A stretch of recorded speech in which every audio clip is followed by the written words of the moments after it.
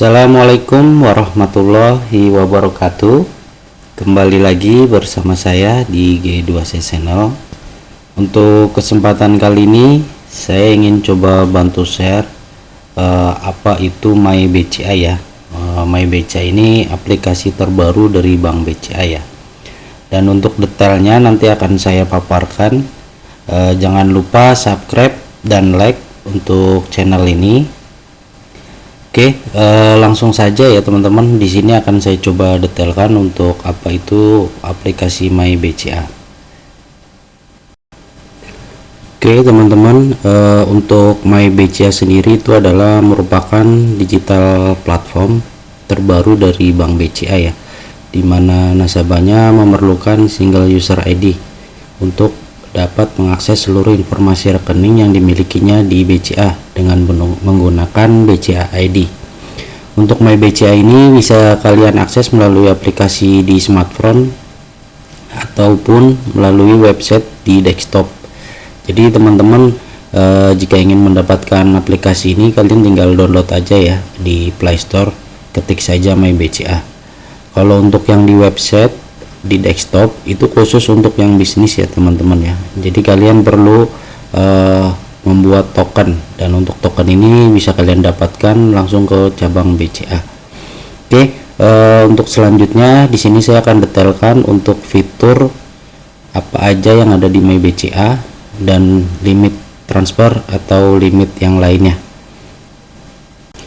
Oke teman-teman, sebelum saya lanjut ke fitur dan limit MyBCA, di sini saya akan tunjukkan tampilan awal ya atau beranda untuk aplikasi MyBCA-nya sebagai gambaran kalian ya.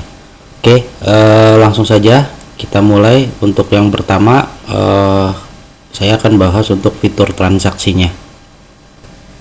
Untuk fitur transaksi MyBCA ini udah cukup lengkap ya teman-teman ya. Di sini saya akan tampilkan beberapa untuk fitur transaksinya.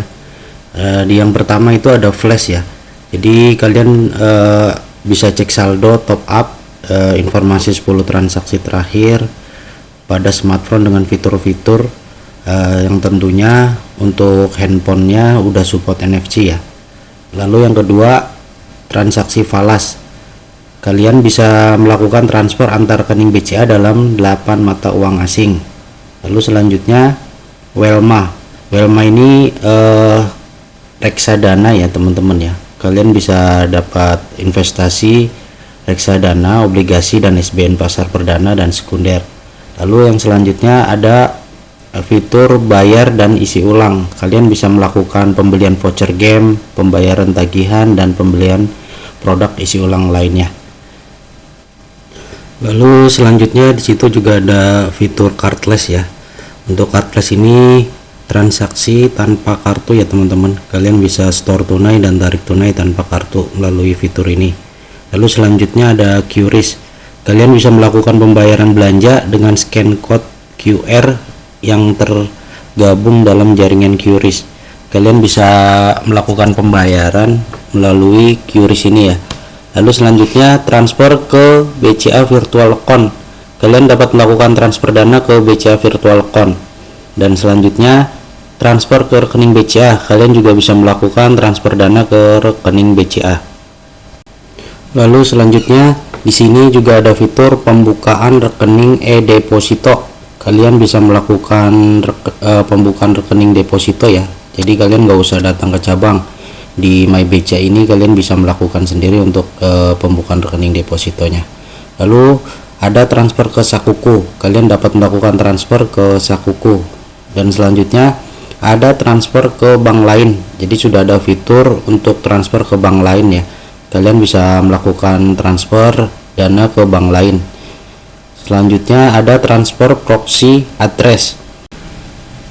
Kalian dapat melakukan transfer dana ke rekening BCA dan bank lain dengan menggunakan nomor handphone ataupun email yang terdaftar sebagai alias nomor rekening tujuan transfer. Oke, dan yang terakhir di sini kalian bisa KPR instant top up ya. Jadi kalian jika sudah jadi debitur KPR BCA, kalian bisa melakukan top up kredit atas KPR yang sudah berjalan. Lalu selanjutnya di sini ada fitur administrasi ya, yang kedua ya. Untuk fitur administrasi ada beberapa juga ya teman-teman. Yang pertama di situ sudah saya tampilkan, kalian sudah bisa melakukan pengaturan kartu kredit. Jadi kalian bisa mengaktifkan kartu kredit, membuat PIN baru, request limit, atau mengontrol transaksi kartu kredit hingga blokir kartu. Selanjutnya ada pengaturan kartu debit. Kalian dapat melihat informasi detail kartu debit kalian, mengontrol transaksi, mengatur limit, dan blokir kartu debit. Dan selanjutnya kalian bisa registrasi SID. Pengguna yang merupakan investor pertama di BCA dapat daftar data investor atau single investor identification. Lalu selanjutnya ada registrasi BCA ID. Kalian bisa membuat BCA ID baru ya untuk di aplikasi My BCA ini. Lalu kalian juga bisa ubah password, ubah email, ubah PIN transaksi. Pengguna dapat menggunakan password BCA ID, email BCA ID, dan PIN transaksi. Lalu selanjutnya personalisasi BCA ID. Kalian bisa memilih rekening yang dikoneksikan ke BCA ID dan dapat dikelola di BCA ID. Selanjutnya proxy address. Pengguna dapat membuat atau menghapus alias untuk transfer antar bank dengan menggunakan nomor handphone atau email yang terdaftar. Dan selanjutnya yang terakhir fitur biometrik. Kalian bisa menggunakan atau mengaktifkan fitur biometrik ya untuk masuk atau login ke My BCA. Jika handphone kalian sudah support Face ID atau fingerprint, kalian bisa mengaktifkan untuk mempermudah kalian login atau masuk.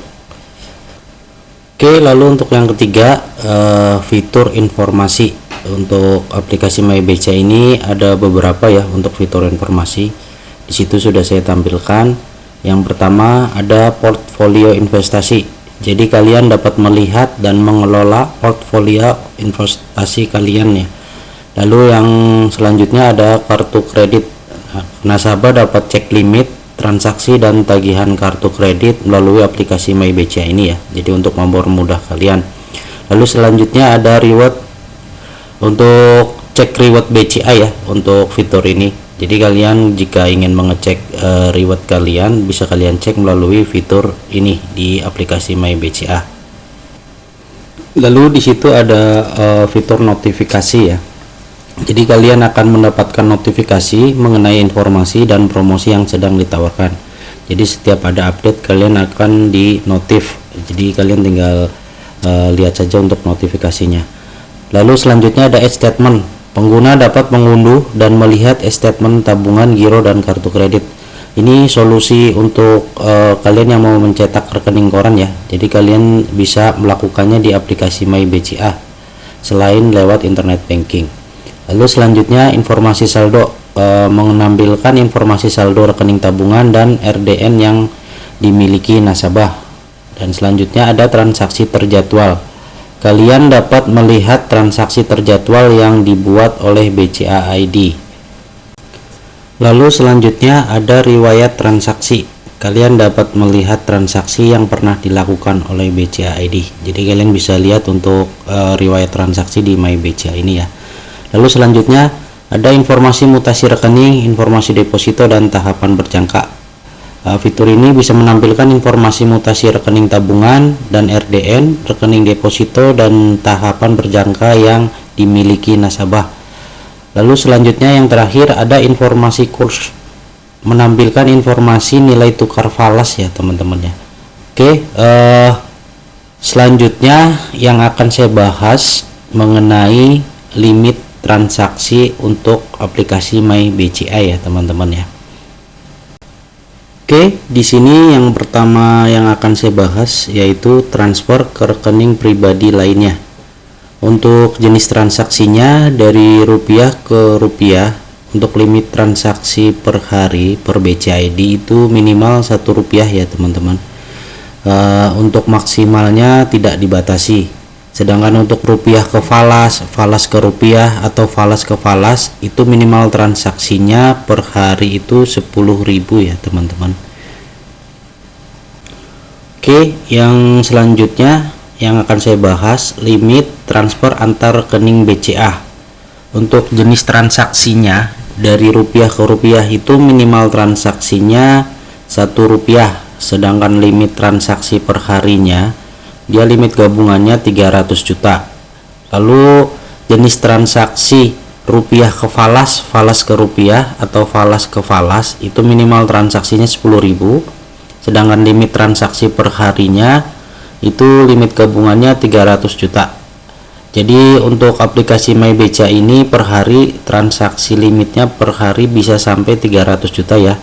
Ini juga bisa buat solusi teman-teman jika kalian repot untuk mengurus token. Biasanya untuk internet banking kalian cukup daftar atau registrasi untuk aplikasi MyBeca ini, kalian sudah dapat limit per hari 300 juta. Oke, selanjutnya di sini saya akan bahas limit transfer antar bank ya di aplikasi MyBCA. Untuk jenis transaksinya ada BI Fast, LLG, RTGS, dan online. Untuk minimal transaksinya jika antar bank itu dia Rp10.000 ya teman-teman ya. Untuk limit transaksi per hari untuk BI Fast, LLG, dan RTGS itu limit transfer antar banknya bisa sampai 150 juta. Sedangkan yang online itu limitnya 50 juta. Sekedar mengingatkan ya teman-teman ya, limit ini mengurangi limit gabungan ya, karena limit gabungannya ini per hari 300 juta.